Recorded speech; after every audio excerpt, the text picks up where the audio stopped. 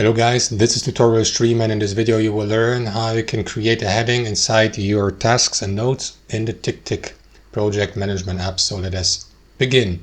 So navigate to your task here inside your account's inbox, and what you want to do guys is, let me go with this one, right? You want to click into that field here to the right where it says write something. So here enter the command / and then you will see already these headings suggested, right? So you can go with heading 1, 2 or 3.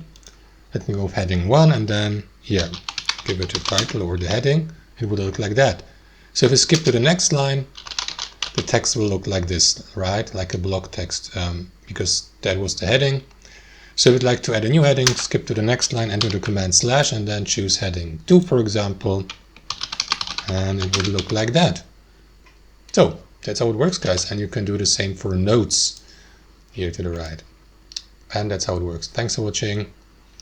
Hope you enjoyed it, and until next time.